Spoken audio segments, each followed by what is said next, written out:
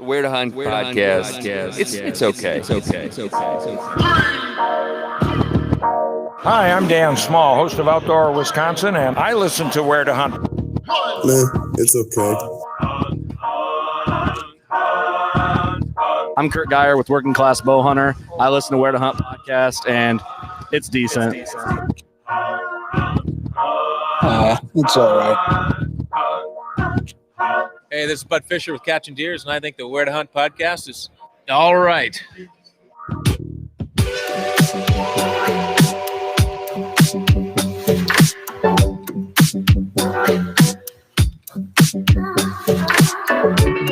Hey, what up, everybody?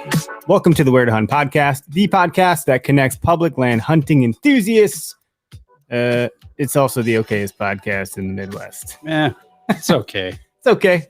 Hey, we're coming at you from the Okayest Hunter podcast studio. If you haven't heard of the Okayest Hunter, you're taking hunting too seriously, and you should probably head on over to okayesthunter.com. And when you find something you think is all right, you can use code W2H podcast to save yourself a whopping 10%. Woo! Because they're cheap asses. They're not going to give you anything more. They might, though. If you ask for it, I bet you they would. Within reason. Ask for like 13%. That's a pretty funny, yeah. Okay, we'll give you 13. No, why not? We'll bargain you down to 11. Not bargain, but yeah, no, bargain. I was thinking, what's the other word I was thinking of? I don't know. Barter. Barter. Yeah, bargain. I didn't mean barter. I did mean bargain. Yeah. Either way. Whew. All right. Well, how about this one? Whether you're at work, in a tree stand, or simply waking up, it's important to be alert. There's no better way to get there than with Backwoods Grind Coffee. Ground fresh for every order, delivered straight to your door. Backwoods Grind Coffee. W2. Up. I keep pushing the wrong buttons over here. Yeah, you do. I gotta take some things out. Anyway, use code. Where is it? Come on, you can do it. Oh, it's right in front of my face. I just can't find it. Oh, here it is. W2H podcast 10%. I bet you the listeners know what the codes are better than I do. I would think. Memory of a goldfish. And by the way, our call line, which is 262-757-4122, the call line is open, and the video chat will be open in a moment. That is brought to you by Spartan Forge. Head on over to spartanforge.ai, and I recommend getting in there as soon as you possibly can to use code W2H for 20% off, because look, they're changing things and their prices aren't going to stay this low forever. So, but it's to your benefit, because the things they're changing are adding more robust and practical features for us, I don't know, hunters, right? Right. It's going to get better. You've been using it. A little bit. Yeah. Hunting season's over now, so I haven't really even looked at. So you got to use it at the tailest end of the season. Sure. You snuck in there. Mm-hmm. Did you use the discount code? Yeah. You did? I did. All right. I don't know if you used that or if like Bill said, hey, Greg, I got your back or whatever. Well, I figured I'd pay for it with my own money, sort of, Okay. and see what it's all about before I go all in on it. Nice. Yeah. So All right. give it a try. I'm going to throw the video. Oh, yeah. So Cody Tate says he's been using it too. Hopefully, Cody used our discount code, because I don't know anybody else giving up 20%. I'm going to throw in our video chat into YouTube also, and Twitter. Fine. No, I can't. Oh, okay. So that's it. We get Facebook and we get what's the other one? YouTube. Jesus. My brain, dude. Oh, what's wrong with my life? Are you on the other podcast right now? I think you're on the other podcast everywhere. right now. I'm everywhere now. You're over in the green chair sucking scotch, and you're on the other podcast. That's the thing they have in common is I drink scotch on both of them. Shit. Yeah. What's The shaking? life of Eric. Clay Thurman says, what up? Levi, what's up? Howdy. And by the way, hey, we have a guest with us. So enough of us bullshit. And we're going to bring on our guest, Seth Porter, aka the Bearded Nomad. So I'm Seth, or are you teaching or being taught? I'm actually, we just got dismissed, so I'm going to be good to go. I'm just walking to my truck now. All right. I'm going to take you back on when you're to your truck. All right. We're going to bring him back on when he's to his truck. We get this really neat technology so I can see what he's doing. I hope he doesn't do anything weird. If he does, I'll bring him live again. right when he's unzipping to take a leak by his truck door. That looks like the bathroom. That's not his truck. That's pretty funny right there. I don't care who you are. So, oh boy. When can I get a turkey take? Is it too late? Is it? You better Let's do it tonight before you leave. You can't. What do you mean? I thought you said I could. Dude, leftover tag. But So there's leftovers, right? What you need to do is buy a turkey permit, then buy the turkey tag when it comes available. Okay. So for the zone, when will it maybe come available? Like when? Beginning of March. Something like a month. Yeah. All right. Well, but that's my birthday. So I'll tell you what. I will look it up, like I'm doing for a lot of other people lately, looking up stuff on the DNR website. Okay. I will look it up and I will send you a link to your Google Calendar timer, whatever it is you want to do. Mm-hmm. And then you can do your thing. So you're basically like my own personal hunt reminder. There's an app for that, I guess. Yeah, just like Mitch Baker. I missed it last reminded time. me today that today is the last day we have until next year to apply for elk points in Arizona. Oh, all right. All right. There's lots going on. Mm-hmm. Clay Thurman asked us to talk about our guest. Well, for those that don't know, Seth Porter is called the Bearded Nomad. Bearded Nomad. Hails out of the East Coast, but I don't know where specifically. Virginia. I should know that. We're going to ask him. Doesn't matter. I'm geographically challenged anyways. Oh, Lord. I don't like I really know where that is. It's always an excuse with you. I have lots of, discrepancies. And he also runs the Nomad Project. I have, I think, all of his shirts, including the Shut Up and Hunt shirt that I enjoy. It's actually very comfortable. It's got a good logo on the back. And he runs a podcast also called The Bearded Nomad. Mm-hmm. And the Nomad Project. Yeah. So he's a young buck with a huge beard. He's kind of buff. He works out quite a bit. I know he's married. No kids yet. And he hunts pretty freaking hard. He takes it very seriously. He does take it very seriously. You may have seen him say, what is it? I love bow hunting and God is great, or God is good. Is that the... I mean, I'm doing us all free. I'm just, riffing I'm here. letting you go this with is all it. mentally. He's not to his truck yet. I see him looking like he's trying to talk to us. Seth, we can't hear you yet, bud. You let us. I'm just gonna wait till you're in your truck. So I think that's all that I know about Seth. We're gonna learn about Seth. Mm-hmm. I talked to him quite a bit, but we never had. I just think because I talked to him so much, I just felt like he's been on the show. But this is his first time. It is. He did do a memorable hunt with us, though. He did a memorable. He sent me a story, and Yep. I produced that. So that went out there, but then I never had him on the show like formally. Well, and this is the whole fun part about this, doing a podcast and doing the social media stuff, is we get to learn or meet new people, and a lot of good people. Yeah. So we get to know them better by having them on the podcast. Oh, by the way, Levi Carey says that deadline was February 1st. See, there you go. February 1st for Wyoming points. I'm moving this camera because I don't like the background I was seeing. So I think that, oh yeah, that's way better angle for you, buddy. Does it shave about 20 pounds off my neck? It added a couple. Wiggle the turkey. Yeah. Look at that. You freaking beast. You're centered right there in the middle. Boom. Okay. Boy, let's see. Levi said he's getting jacked for turkey. He should have told you about why he should have told us about Wyoming special turkey tag. That deadline was February 1st. Got it. No. John Munt, welcome to the show. What's going on? We got a lot of people commenting here. Points are still available. He was saying turkey. Okay. Turkey. Yeah. Fair enough. Leave it to me to get it wrong completely. That would be a chance at a Miriam's turkey, if memory serves correct. Got to bring a dictionary for that one. Miriam's or a eastern bird. I think they have easterns in Wyoming as well. I know nothing. I did go. Well, I wouldn't say it was pheasant hunting, but it was chucker hunting. And looks like Seth is in his truck. Let's bring him back on here. All right, we got the thumbs up. We'll hear that story later. Okay, Seth, you are back on. You're live. I was trying to get you to bring me back sooner because I was ready, but it's all good. I'm here. I'm excited to be here with you guys. Right. Sorry, I was like, I saw movements. I was like, he said truck, man. I don't know. He's like to prank us or something. No, I'm here, man. I'm excited. Sorry that I thought he was going to keep us in class for the whole time tonight, and he's like, "All right, see y'all later." It's like, great. Nice. I probably texted him. When are you gonna be home? Yeah, That's great. yeah, that or whatever. So I Probably gave just you an been intro. I think I didn't do a good job. So can you tell us a little bit about yourself, where you're from Absolutely. specifically, and like what you all got going on? Absolutely. So I heard you say I'm from Virginia. I'm not from Virginia. I'm Brag. from West Virginia.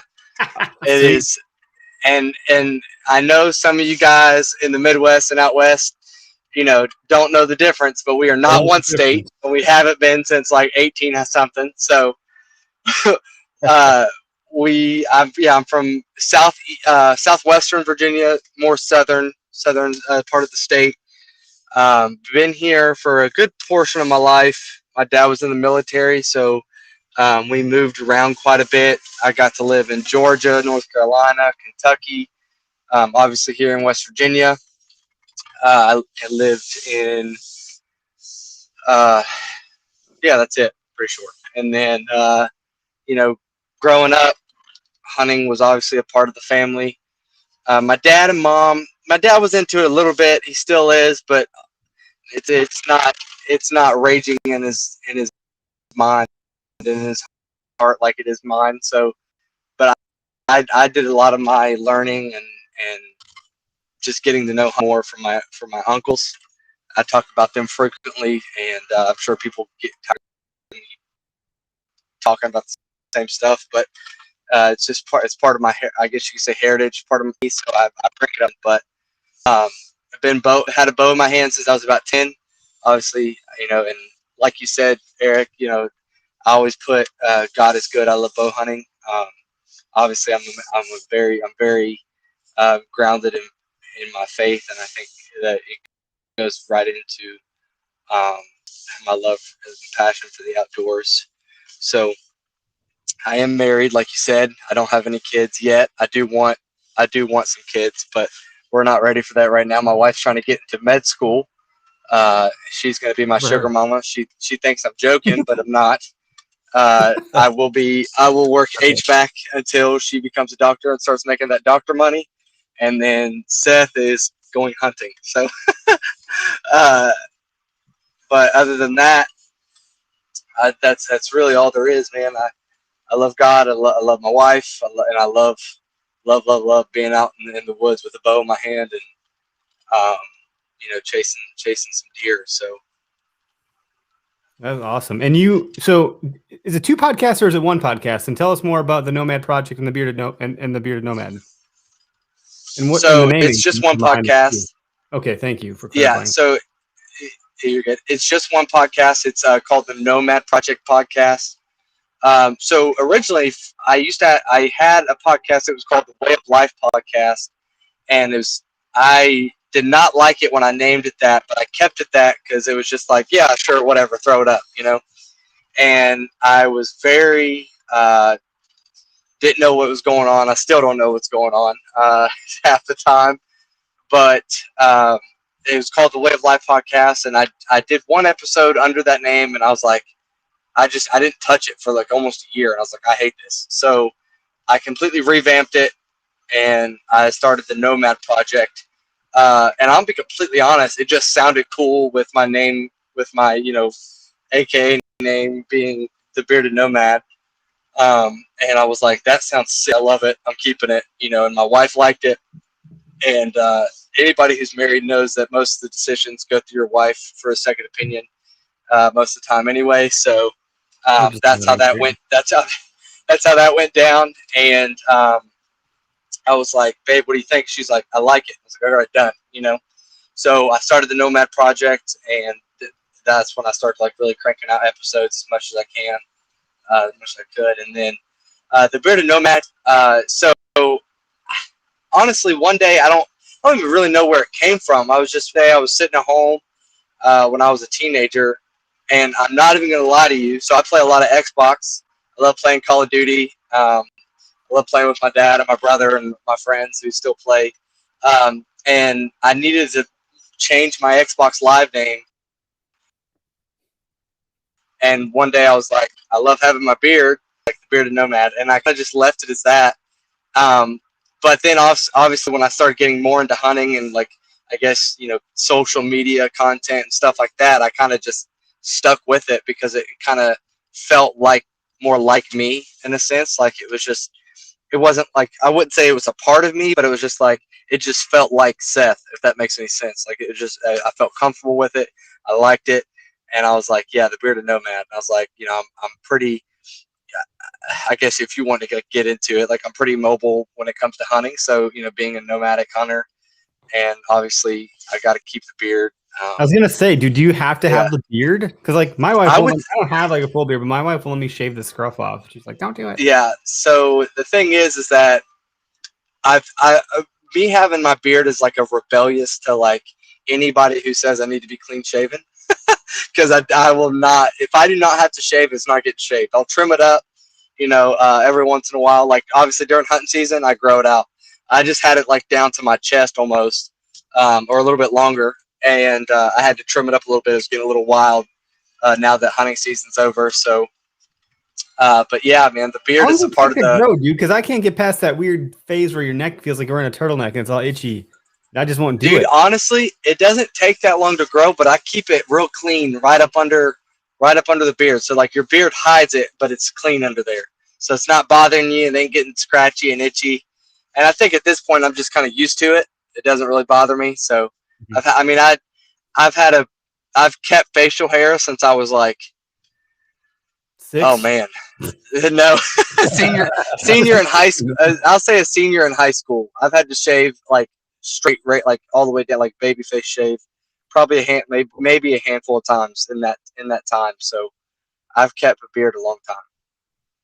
That's fun. That's good. You really do. You have to keep it because it's part of the whole mantra, It is. A couple of my friends are like, so what are you going to do if like you shave? Are you just going to be like the beardless nomad? I'm like, yeah, I guess so. You should do that for April Fool. You should do that for April Fools and be like, and today's episode of the Beardless Nomad, and like just come out with no beard and be like, this is my alter ego, Porter Seth. Or yes. Something. For sure. I'll have to do that. I'll feel like I'm 12. Every time I shave, I look like I'm 12 again. You should do like a whole bunch of like video skits with your bearded, like as you're bearded, and pretend you're talking to your non-bearded self, and then obviously record the opposite side of that conversation with your beardless self, and be like, the beardless nomad is like some sort of millennial Gen Z hippie, not hippie, what's the name, hipster? And be like, oh yeah, I can't go deer hunting today because I got to take pictures of birds. Oh like, God! Get in the woods, and the bearded nomad's yelling at him like boot camp style. Yes, that would be hilarious. I mean, if you do this, I just want to have like some credit for it. For sure. The creative juices are flowing along with all the drop time spirits. I think the OKS is going to make an appearance. I think you're both freaking idiots. That's what I'll say. Love it. No, that's fun, dude. So how did your season go? Because you gave her hell. You were out there all the time, man. I was watching your stuff and like, how is this guy not gone a deer? Because you put in so much time and effort. Sorry, Greg. So I got lucky. So. Go ahead, Greg. You got to say it.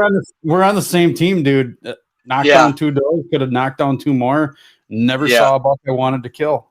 So, man, here's the thing. First of all, I got an ungodly amount of time to hunt this past year.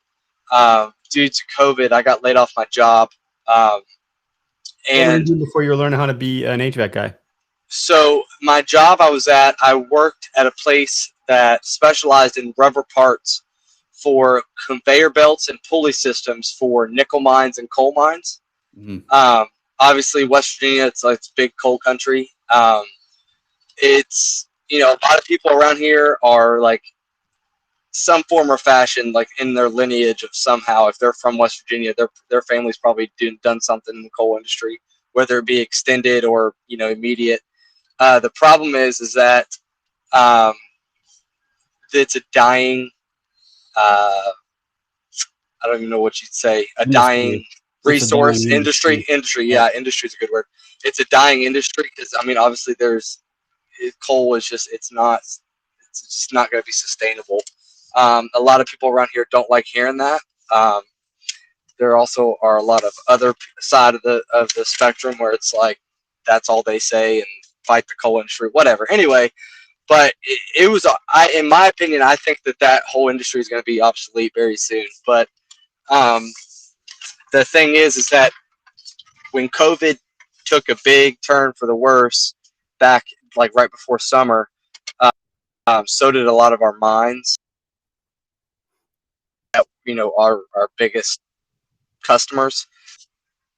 They were like, all right, we got to cut some people off. And I was one of the newer guys. I'd worked there almost a year. And, my manager, he called me in. He was like, dude, listen. He's like, I love you to death. You work your butt off. He's like, but he's like, this is out of my hands. And, I was like, hey, it's fine. I get it. So, that was in July of 2020. And, as time went on, I had to obviously collect unemployment. And, my wife, thankfully, my wife had a job at the time or still does. And I was kind of nervous, but I knew that it was going to work out some way or another. So I, been on unemployment. My wife was like, hey, like, why don't you just ride this out for a little bit? And I was like, what do you mean? She's like, listen, you've worked your tail off since we've been together. She's like, you're never not busy at work. She's like, why don't you just take a break? Because obviously, and I was actively seeking work. It wasn't like I was just sitting at home. But, she was like, I got this, so I had a lot of time to hunt this past year. And so that's why, to kind of reply to that part of your question was, that's why I had a whole lot of time to hunt. I was fortunate enough to have a lot of time and go certain places.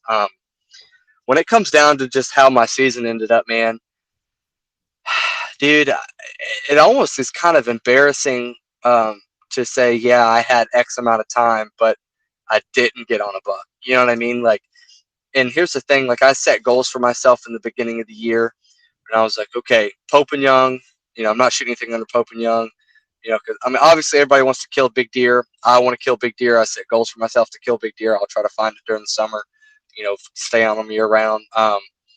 But I wanted to make sure, because I'm a killer at heart. So if it's getting me pumped up just a little bit, and I have a deer around, you know what I mean? Like, it's probably sometimes going to be hard for me not to shoot something that walks by. But when it came down to it, I was like, at 125 or bigger, or 130 or bigger, depending on how well I know the area, or kind of just working with myself there. And I found 2 targets here in my home state that absolutely crushed both of those numbers. 140s, and definitely one that was 150s pushing 60s. And in my area, it's not that it's uncommon, but for the areas that are here to hunt, it's public, it gets hammered. So it's just kind of hard to do. But I hunted those 2 deer extremely hard, especially the bigger one. And I just didn't work out. I didn't even get my first crack at a buck, to actually be able to draw back on one within range until November the 4th. And obviously I'd been hunting since September. I hunted Kentucky. And I mean, dude, it was rough. It was really rough. I had on November the 4th, it just felt like, the woods were turned on in a sense. I think I had 12 or 13 total deer, 6 bucks, 7 does, and only 1 borderline shooter. That was like, I was like, oh, you might get it. Like, I might pull back on you. But once he got closer, I was like, yes. I was like, I'm not going to give in. Because I could have just ended it right there. I could have actually filled all 3 West Virginia tags right there that day and just been like, all right, I'm going home. But I just was like, no, I'm going to stick to my guns. I'm going to stick to my discipline, which is very hard to do when your blood's pumping. Funny story that day, like I'm 6 foot up. And I think me and you, Greg, actually talked about this that day when I killed that doe. I was 6 foot up in a little tree, and I had just enough cover around me and just enough breakage point, like in my surrounding area. And I texted my uncle. We were hunting probably about 400 yards from each other in a sense. And as the crow flies, and he's like, yeah, I think I'm going to hop down. I said, okay. So I go to start packing up my stuff, and like probably 15 minutes before, I had just got done like grunting, and I'm packing up my stuff, and I'm like turning around, and there's like a nice 2.5-year-old 8-point just sitting there 20 yards staring at me. I'm like, all right, I'll, he bounds off, and I'm like, hang it back up. I'll wait. Maybe something else will come by. 10 minutes later, I'm like, all right, it's time to get down. I start to pack up. There's more deer coming down in this place. And I'm like, dude, what is, I'm like, I'm probably not going to get out of here, man. I was like, I might just sit here all day. And then, so 10 minutes later, I'm like, you know what? No, it's like, there's no shooters right now walking around. I was like, I don't know what's going on. We're going to get out of here. So I'm packing my stuff up. I'm just about to unscrew my camera arm, and I hear, and I look behind me, and this, I mean, it was a very large deer coming down this hill, and I was like, oh my God. I was like, that's a buck, no doubt. And I threw my binoculars up, and it was a doe, and I was like, oh God, like that is a giant doe. I was like, you are getting hammered, honey. You come in here, you're getting shot. It's over. And sure enough, I thought, well, she had a deer behind her, and I was like, oh, maybe a buck's chasing her. Maybe that's the way it goes. And can y'all still hear me? Yeah, we're still here. I just made you big real quick. Okay, you're good. It freaked me out. My bad. So, yeah, I got worried. But and it turned out the screen. I'm sorry. No, you're good. So I thought a buck was behind her, and I was like, oh, let me look. And I was like, no, it's just another doe. So anyway, she comes down, and I set myself up 6 feet up and like 7 or 8 yards off these 2 scrapes I just found the day before. And so she literally walked right to that first scrape, and I went to draw back, and she caught me and just kind of trotted off, but didn't know what happened. And she stopped at 15 yards, and I absolutely just hammered her. And man, shooting 690 grain arrow, it'll blow through them. Oh yeah. So that day, it was a little rough. It wasn't rough. It was good. I was very happy. But I ended up having to carry her up out of a gully that was straight up and down. If you know anything about the West Virginia mountains, it ain't no joke. So, that day, and after that, I had no buck encounters, like at all. And it was very, very, very rough, because I'm like, I know I'm not a bad hunter. I know at least halfway of what I'm doing. And I was like, it takes a toll on your mind mentally, obviously. And my wife is like, I don't know how you're doing this. She's like, I don't know how you keep getting up and going out there. She's like, I would have quit back in October. I was like, it's just what, when you love something so much, that's just is what it is. And so, I kept going, and I never had an encounter with those 2 shooters that I wanted to have an encounter with. I had 2 encounters this year with deer bucks that I was absolutely going to shoot, and that was the second day. It was September 28th of West Virginia bow season, and then the very last day that I hunted, and that was in Kentucky, which I don't know if you all have heard me tell that story yet, and we can get into that a little bit later if you want or now. But on the 3rd of January, I had a great encounter with a buck that wasn't 130s, but the way the situation was playing out, and the way he looked, and the way it was all setting up, I was like, dude, if this happens, it's happening. So it's just, it just didn't work out for me this year. I killed 2 does, and I was very thankful for that, because we needed meat in the freezer. We were running low. There were 2 very good sized does, and but next year, if it comes down to it, I'm getting my killing out of the way, so I'm not sitting there, in November dying. Not that I say that, and I'm going to jinx myself, and I'm not going to have 1 deer come in until like December. So, but I'm definitely going to try to set myself up for success early, whether it be whether I get lucky on a buck, or whether I'm getting the does and getting those out of the way. Greg and I were just talking about that. We were talking about when I was running the tactic talks, like everyone was saying, kill them early on a pattern, get them before the pressure comes, et cetera, et cetera. So, well, and even like, and then you got your doe the first freaking day. Well, and I wasn't going to settle for not. If something came through and it was big enough and it didn't have a fawn with it, it was going to die. And yeah, it turned out that way. But then I kind of thought about it too. Well, I know I wasn't in the best area to see a buck per se, unless that weather pattern moving in got them moving and got them heading towards the food a little sooner.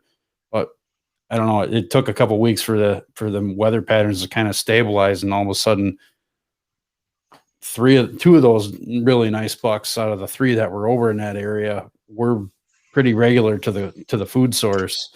Like I have them on my cameras quite often, but it just didn't pan out. Had to work doing this, doing that, and kind of going back to what you said.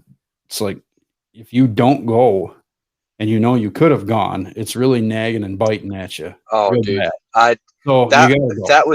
That's always been an issue with me. It's like I could sleep in for a few hours. I can catch some sleep today and this and that.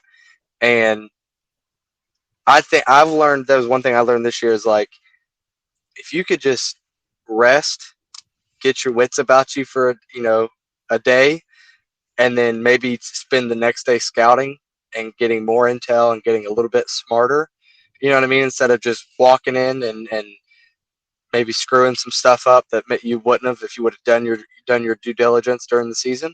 Or just something, or going, I'm just going to hunt this spot just because. Oh man, I talked about that.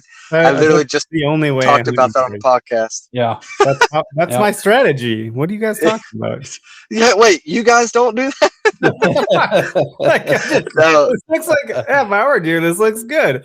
By the way, that has worked for me a couple of times. More than a couple. Hey, it worked at least. Listen, hey, I saw that monster in that one spot that I never got a shot at. Not to mention, he wasn't the only buck I saw that night.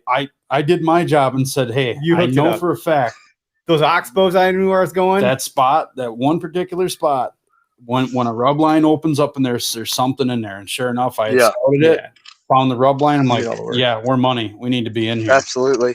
So, Eric, you've not shot a buck yet. You need to go in there. One comes by, hammer it. Well, one came by, two came by. One, give him the old snort wheeze. That was the second one. I don't think so. See you later. Oh man, fucking ran off. I did try to grunt him first, but dude, no, that's funny though. The fact. So you said something earlier. You said, I at least half know what I'm doing. Like 50% of me knows what the hell I'm doing. Yeah, I'm not there. I'm like, I've heard of all this stuff. I understand most of it, but like once you're in it, it's very different. I end up second guessing myself all the time. That's like all I do. I'm like, how? And then I'm like, well, fuck it. How the hell do I know this spot's any damn good? Like, what do I really know? Like, shit. These deer, we get all this credit and they're smart, but they're also deer are dumb too. Like, so like, for sure. Doing a fine job of making you look stupid though. So far, but I've had eyes on bucks, man. Lots of seasons. I seem to be in the right place at the right time, but I'm always just a little too far away or something. Yeah. So. Yeah.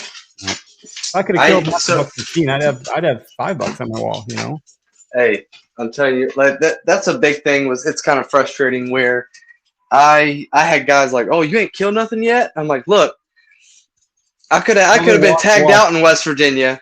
Yeah. I could have already been done. I was like, but I've set goals for myself, and I'm in here trying to grab my phone charger. You're good. My wife's studying and she's giving me the look like you need to leave me alone.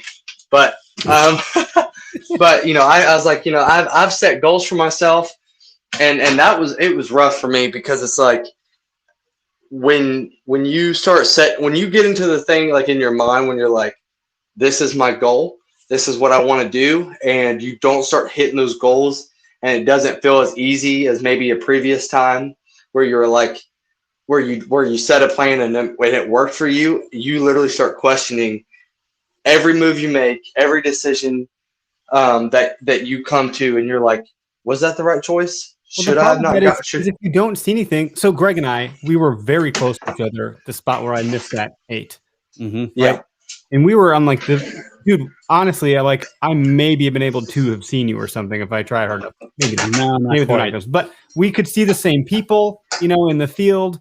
We could have a sense of what was going on. But I was in a spot where I saw a deer and you didn't. And if I were you and I was in your spot and I wasn't in my spot, I would have just thought like the whole area is shit. So it really is a game of inches sometimes. So like you could be so close and never have the affirmation.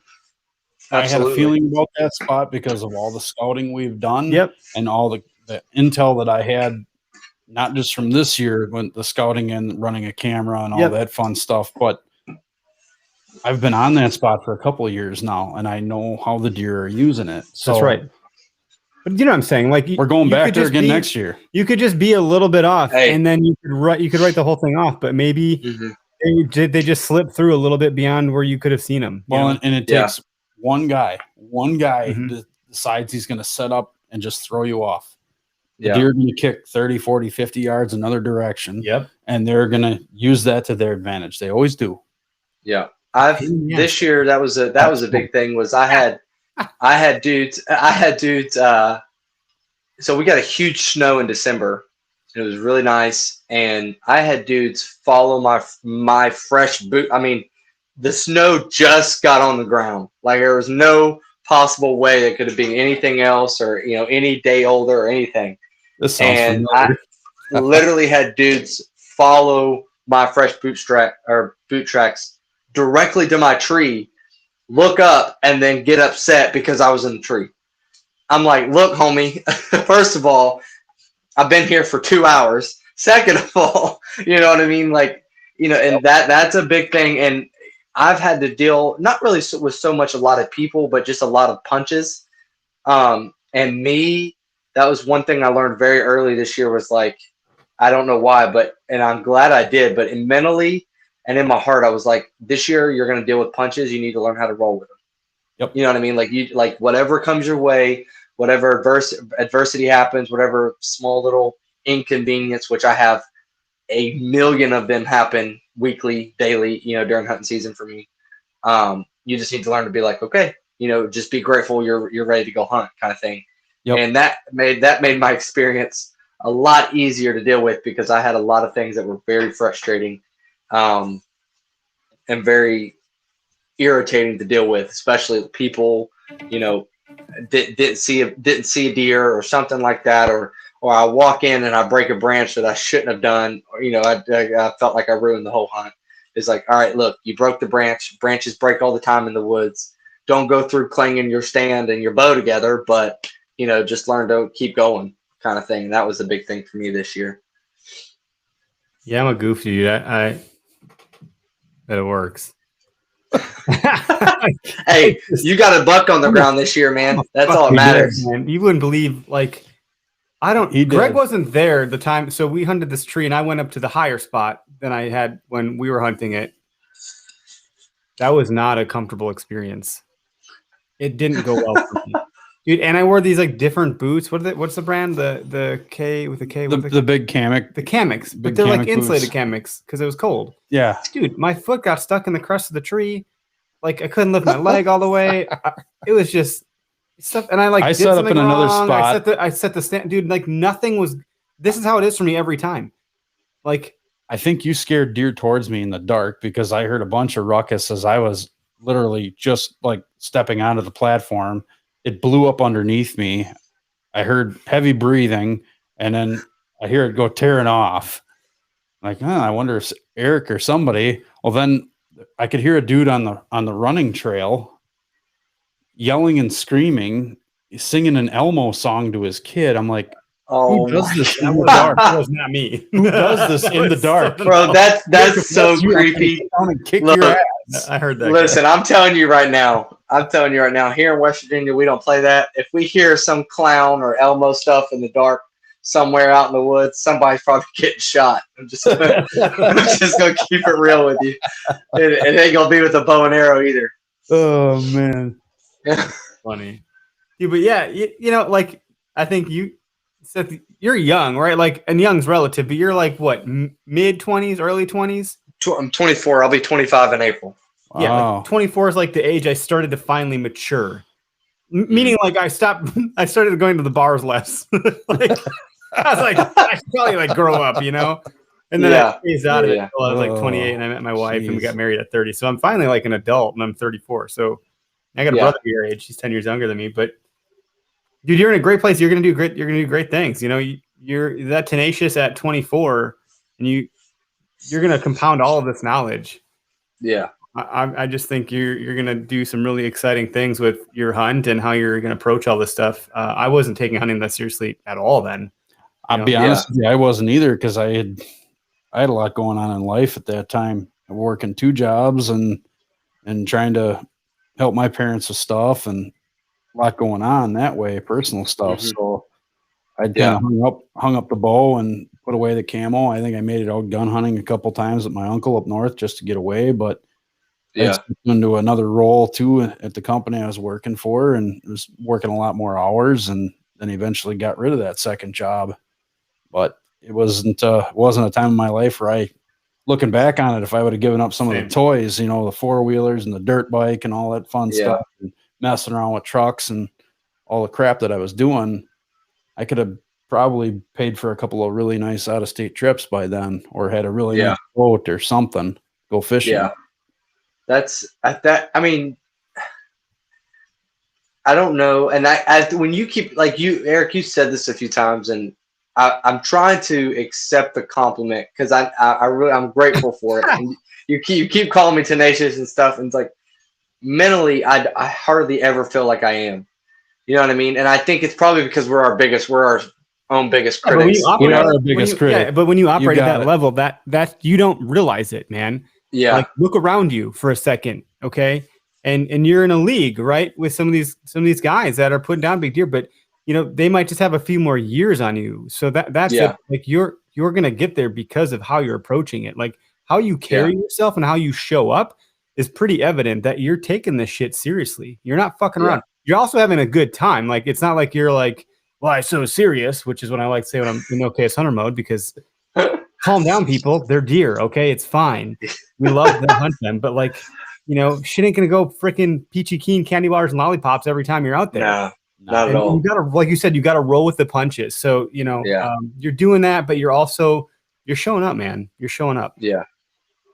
It's always ain't easy, right? That like Wisconsin's no walk in the park either. Michigan, the Midwest, there's a lot of places that are pretty hard to hunt. Yeah, I'm actually headed to Michigan first week of October. I'm really excited. Cool, rock on! Really excited. First week of October. I mean, we'll see how you do over there at that point in time. I listen. I've heard all kinds of stuff about pressure, and obviously everybody. Right. It's like when somebody says hunting pressure, the first place people talk about is Michigan. Mm-hmm. But I have a very good friend who's from there. And but he doesn't live there, but he's from there, and he's like, hey, I heard you're hunting Michigan. Do you want to go with me? And I was like, yes, because I consider him somebody I look up to. He's a straight killer. I love him to death, Todd Freeman. But he was like, all right, I'm headed there. Here's some pins, and they start dropping me stuff. And I've been looking I haven't really had time now. January, I didn't even look at my bow. I hung it up.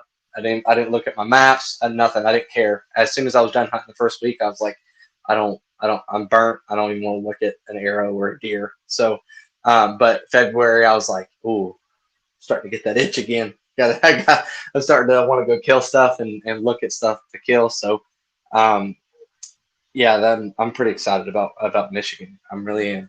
But that's cool.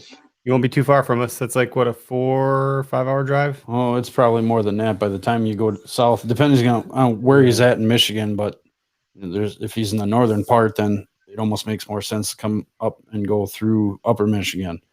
If he's more the middle or the eastern side of the state, then it makes more sense to run down through Chicago, up through Indiana. I'm pretty sure it's in the UP because that's where he's from. Nice. That's tough. So. That's tough hunting up there. UP, yeah, that's totally different. But when you get one, yes, no, they migrate. They migrate. So the northern part of the state, they get such a heavy snow belt. Okay, that's different. Yeah, they're in the snow belt where they get all that lake effect snow. Those deer will migrate further south, and they kind of tend to stick towards the cedar thickets. I mean, if you drive through the upper peninsula, it's nothing but cedar. There's a lot of cedar there, so they make use of those cedars for thermal cover. When the weather gets real bad. But like, I was just up in Porcupine Mountains, and that's right off Lake Superior. There are deer in there, but there's not a ton. They're not around every corner. So where I went to Menominee, there's deer everywhere, but different part of that's just like the tip of it. That's like 3 hours from here. Right. North. Yeah, it's an hour past Green Yep. Bay. And they'll migrate down and, be near the river and they'll have much better thermal cover and better chance at food and water. Mm-hmm. So no, it'd be an awesome hunt to go to the UP. I always thought that'd be a great hunt. Of course, I get invited every year because my wife's family's from there, so I get invited a lot. But then it never works out because it's like Thanksgiving and there's just so much going on, and it's one of those challenging. You got to pick one. It's either you stay here and gun hunt or you go to Michigan and gun hunt because it's their gun season's basically 2 of ours. They got a lot of private land and like hunting shacks where like you literally shoot out of the shack. Sure. Yeah. And it's like the shack is nicer than my freaking house. That sounds okay. World, man. Just good enough. But they have fun. It's a good time. I've been up there and hop on the 4-wheeler and take it over to the hunting shack. And you're like, all right, I'm gonna sleep here. This is it. Sounds good. It's pretty cool. It's pretty cool. It works. So Michigan, October 1st. I mean, obviously, it's what is it, February? I thought I was gonna say it was January, but hunting season's a ways off, man. What are you doing in the off season? So right now, like I said, like January is straight just nothing. I didn't want to even look at my stuff.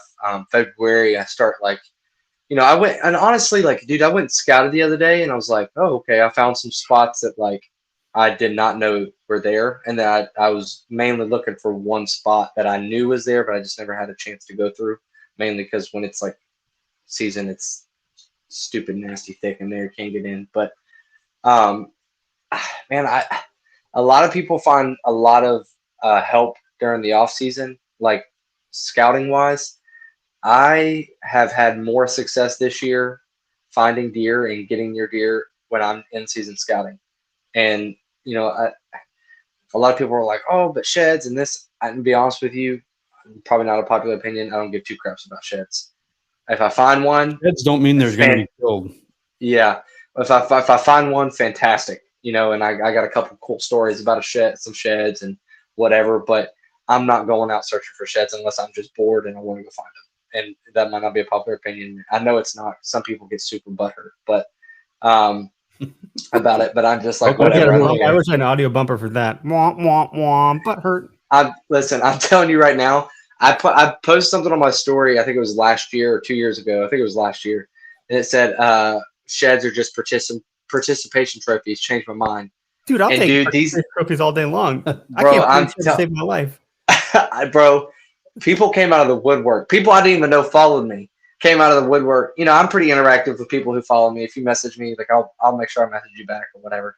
But it's like they were like, that it's just a great way to get the kids in the joke. I'm like, guys, it's a joke. I'm just kidding. It's fine. Like I want you to take your. Please go find sheds, go find them all, and then I'll kill them in the fall. That's fine. Like, go ahead.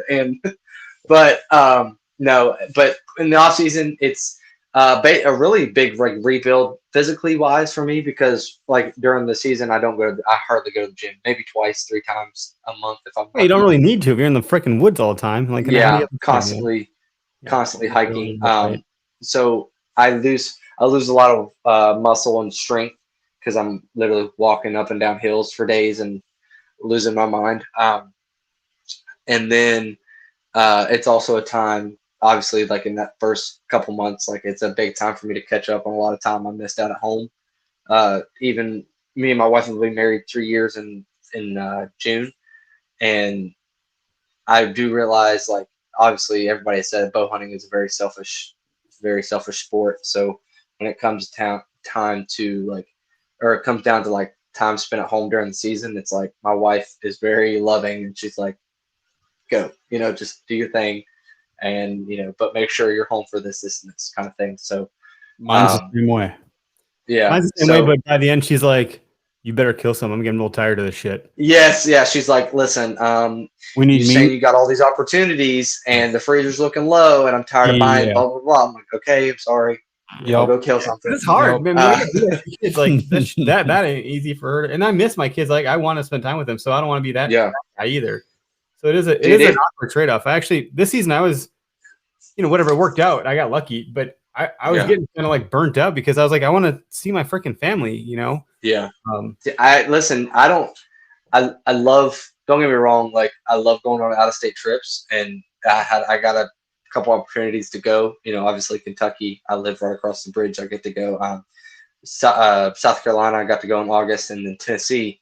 But dude, every time it was time for me to leave, I was like pretty upset. Like I didn't want to leave. I was like, babe, I don't want to leave. And she's like, what are you talking about? You want to go hunting? I'm like, yeah, but I'm like, I don't know. Like, and I think it has a lot to do with like me and her. I mean, I have one guy best friend that I've had since high school, and me and him are super tight. But other than that, me and my wife are pretty tight. So like when it comes down to leaving her for a few days, I'm like, this is lame. Like, mommy, you gotta stay tight with. Oh, absolutely. Listen, absolutely, ain't no doubt. No, I know that same feeling because I married my best friend too, and it's always again that nagging feeling, that same nagging feeling that you feel when you could be out deer hunting and you should be because something's going on. Well, at the same time, there's something going on at home that you really want to be there for, even if it's not much at all. It's just nice being there with your family. Somebody tried to tell me, well, what are you going to do when you have a baby? I'm like, I'm going to make a sling and he's going to be up in the tree with me. That's what's going to happen. I'm sorry. And then Summer's like, he only hunts 5 feet anyway. It's going to be fine. Yeah. So it's all good. So, but I mean, until I killed that deer at a 6 feet or 5 feet. Yeah. Yeah. That's all luck, by the way. That wasn't intentional. It's just how it fucking was. But now I can say it's just how it happened. But now it's a thing. Yeah, it is a thing. But I mean, honestly, so I've always bow hunted stuff. I am going to pick up a shotgun this spring. So I'm going to go turkey hunt with a shotgun, although it's against my blood because I love my bow. But I want to bust some heads. I want to blow some. I want to blow a head off. Game. No, man. So I'm actually need to be shot in the face. I agreed. So I'm pretty excited. I'm actually going to go, which it kills me, man. My dad bought me a really nice turkey shotgun. It was like a Remington Mossberg 500, and I had 2 barrels for it, and it was awesome. I was super pumped, and I sold it because there were issues going on way back when. Should never have done that, and I'm very, very regretting that now. But I'm pretty excited. Like, I think it's probably the most excited I've ever been about turkey season because I'm like deer, and then I have this mindset of like, well, I'm really only doing in-season scouting or like 2 months before season when I'm trying to locate some targets and stuff like that. But this is probably the most excited I've ever been about turkeys in a couple of years. I'm gonna go get a shotgun and I'm gonna go pop some heads, man. I'm pretty pumped. Turkeys are fun. Once you get one to gobble back at you, and you play the game. Yeah. And it's just a whole lot of fun. I just want to skip the middleman and go right to elk. But yeah. Baby steps. Fuck, I've never given a baby step in my life. Greg knows. I just jump into shit, and he's like, "What the fuck?" That's exactly how I am with this heavy arrow thing. I didn't go to 500 grains. I was like 650, and then I realized I miscalculated, and I'm like 690, and I'm like, well, here I am. There it is. It's gonna be what it is, man. I played around too. I think you and I were talking back and forth. I think both of us were doing stuff at the same time, and I got mine to tune in where it was at. I think that's how many people have you helped with that, Greg? You also wrote us some blog articles. There's some great articles on the Where to Hunt page. They're okay articles, and I had some more I wanted to add, but I just didn't get around to it. Website ain't going anywhere. No, I think I ended up with it at like 650. That's like I was able to get those arrows to bullet hole, bare shaft through paper, 21 feet away from my target. I mean, I had my target set up right to the same point where I'm shooting from, height wise. So there's no downward deflection or anything going on. Yeah. And, there's plenty of people giving us crap about that too on the internet, which is fine. Go whatever. I have confidence in anything I throw that arrow at. It's going to die. I mean, dude, so you actually did more than me because I built a paper tuner. It's in here somewhere. Yep. I built one. I helped I literally built I think 4 or 5 sets of arrows that weren't mine before season, which I had a lot of fun doing. But once I built the arrow, got it kind of how I wanted, I just Noctune and Bear Chef Tune. I didn't put it through paper after that. Sure. You don't need to. That's just another rabbit hole to jump down, but it's almost like it's like double checking your work a little bit. Yeah. Just like Ranch Fairy, I mean, you had him on your podcast. We've had him on ours here. If it's hitting plumb, you're pretty much going to be as good as you're going to get. Yeah. By shooting it through paper, you're just showing your inconsistencies in your grip. Yeah. Or consistencies in your grip. But I was able to make Bear Shaft's bullet hole 5 times in a row. I'm like, I think I definitely got the right point weight down. I definitely have it spun right on the spine. My knock tuning was right where it needed to be, because as soon as I turned it out, then the tear would get a little weird. It would get a little wider. So I'd turn it back and shoot it again, and then it would bullet hole. You know what? Listen, I'm gonna tell you something right now. If you would have told me 2 years ago or last year or anything, or the year before, 2 years ago, 3 years ago, that there was such thing as knock tuning, I would have told you that you're smoking crack and you're stupid.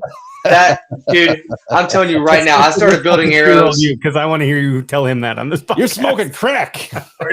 You're straight up smoking crack. Listen, James, bitch, get your feet off my couch.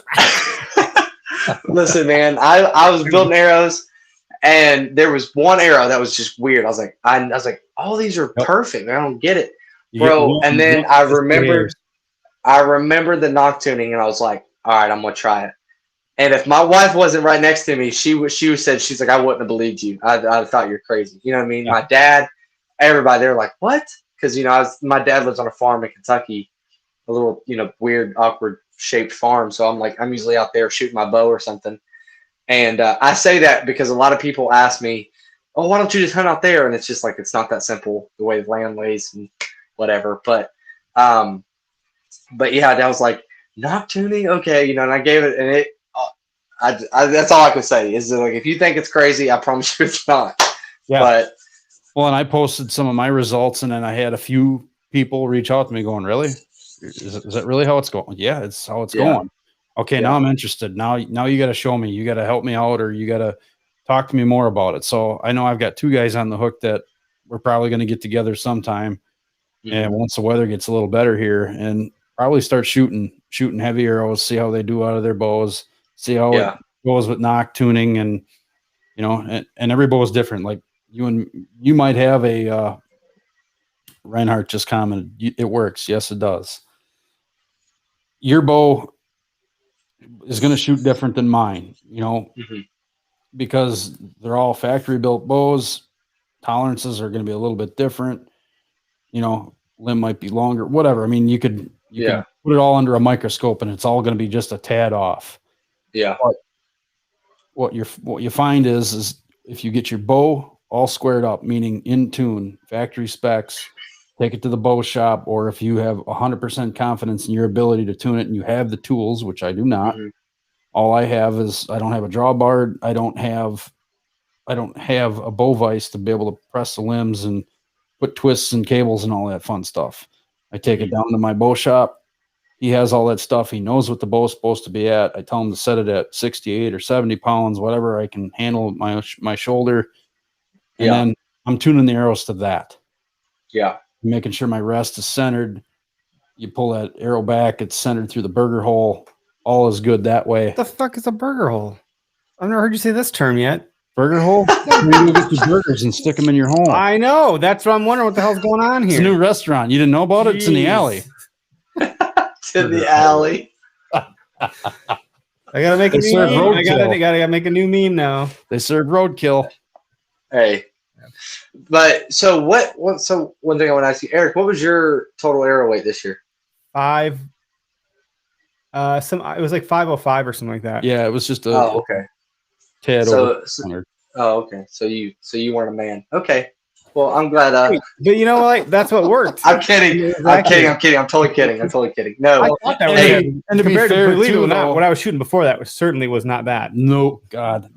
You should have been sideways. It would slap the target sideways and then go in. I'm like, what the hell was that? Oh, God. Great. I'm like, no, they don't. That's what I You thought. see that? You see when the arrow flies through the air sideways and then kind of like you see it fishtailing. correct itself and then it hits the target? Yeah. plumb. It doesn't hit the target plumb. Hey, all Eric had to say was, "Hey Seth, what buck did you kill?" Oh, that's right. That's right. Oh, come on.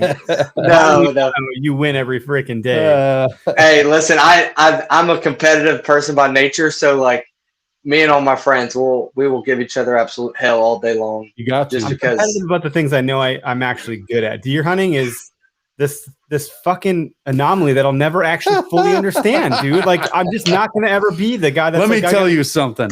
Does that keep you coming back though? It does keep coming back. But Exactly. I might, but I don't know it. That's the other You're problem. never gonna know it all. No, no, absolutely not. If you get some guy that comes on here and tells you he knows every damn thing He can kick about rocks. deer hunting, He can kick he rocks. can. I want to meet him.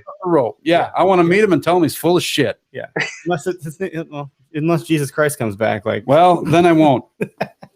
That'd be And then I'll be like, okay, I believe you, but and then there's that. yeah.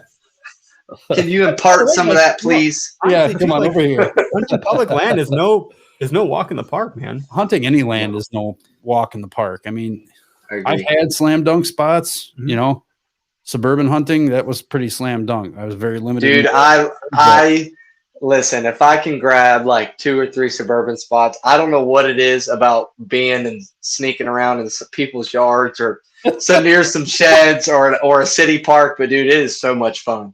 I don't know why. Even if I don't get to kill a lot of stuff, I have a blast doing it. People look at you funny. And I can tell you, like, Yeah, they do. I broke out of like a funk of not shooting many deer. I landed this spot. I would go to these people's place. They had 2 furnaces and 2 airs and a boiler. I would have to service it. I was there 2-3 times a year. Yeah.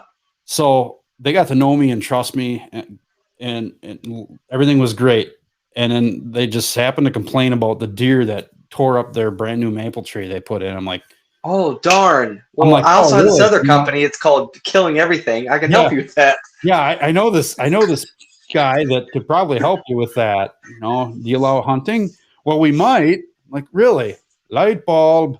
So asked her, and she's like, let me talk to my husband. So talked to her husband, and I think I got a phone call back 2 days later.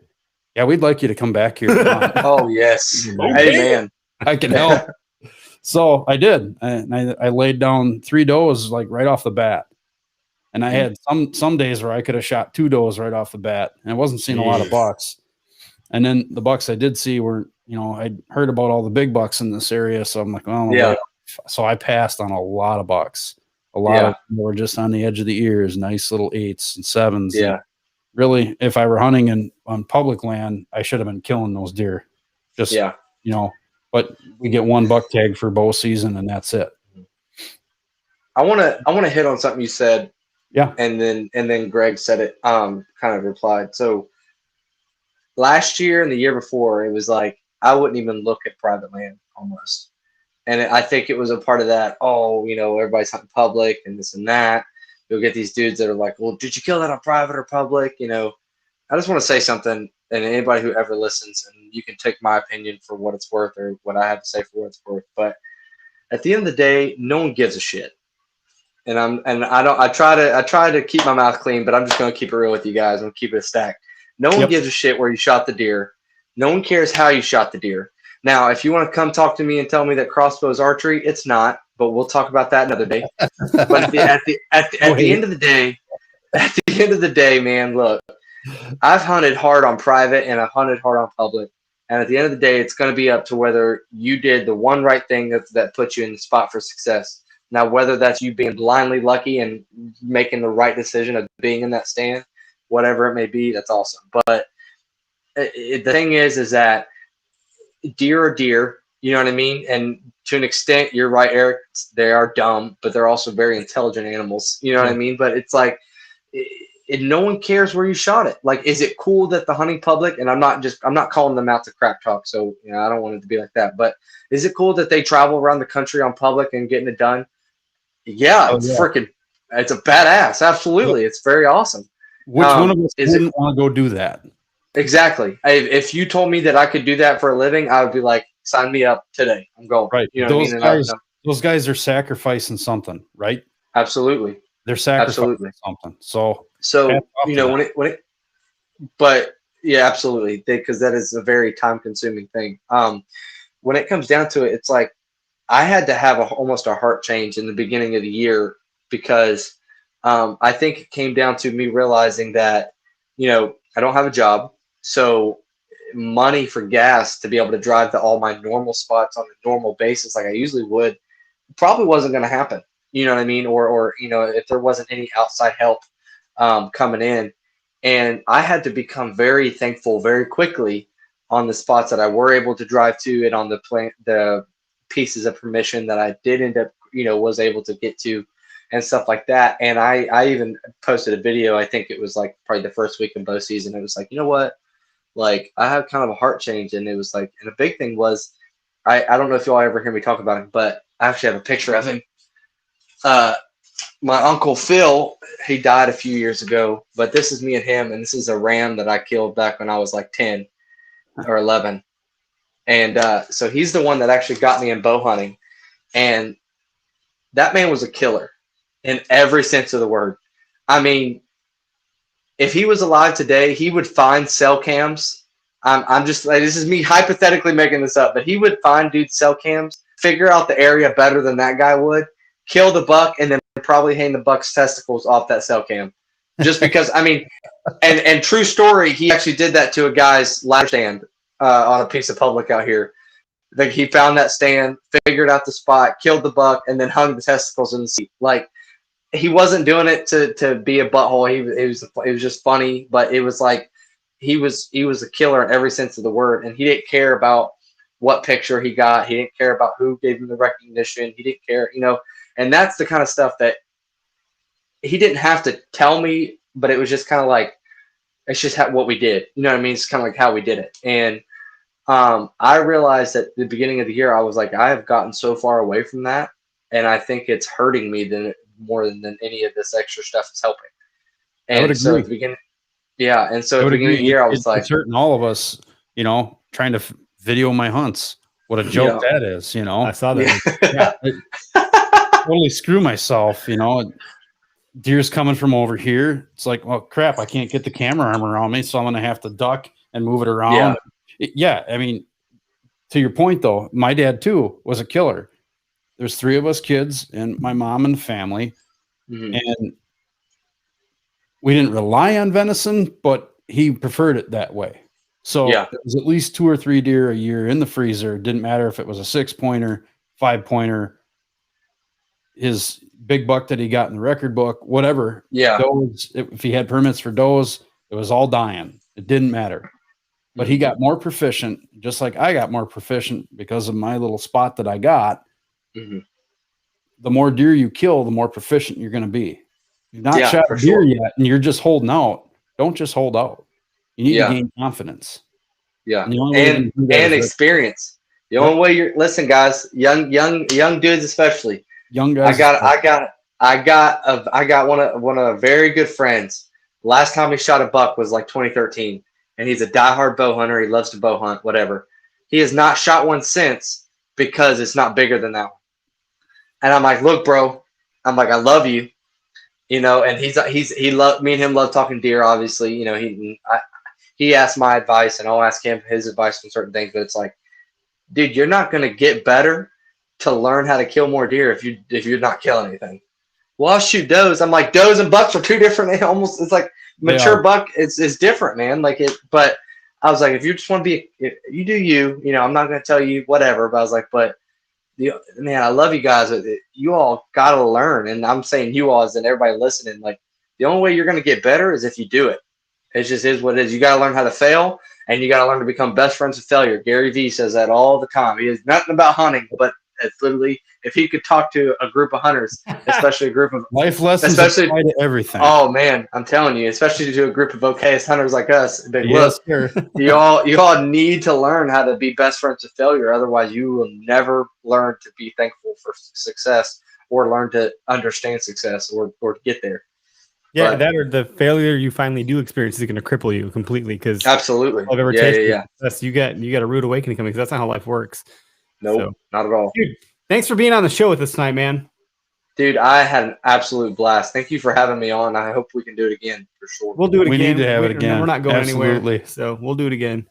This is a fun new way to do it, man. So it's pretty cool. Yeah, I love this setup. It's very cool. I like it. I'm sorry I was at class and then my truck and then home, but It's all good, man. No, man, We you're roll with the a punches working here. guy, and Yep. you're trying to get into a trade, and I think that's awesome. So we need more people in the trades. I'll get off my soapbox now. You love your stuff. hey, I'm right there with you, but we'll leave it at that. All right. No, that's cool. Reinhardt at the end here. Yep. You have to shoot. You should have to shoot at him to kill him. That's Nope. the truth. That's right. That's facts. Very true. That's good stuff. All right, man. Well, you have a good night. We're going to end the Very live true. broadcast, everybody. This will be up in podcast land tonight, and everyone can listen to it, I don't know, whenever you listen to it. So thanks, Whitetail Experience. Greg's rocking the camo tonight. I don't know what you're doing wearing that. It's pretty cold out. It's merino wool. I wore it out to blow snow off the driveway. Sissy. All right. Okay, flannel. We're going to boy. end the live stream. See you, folks. See ya. Hey, watch yourself.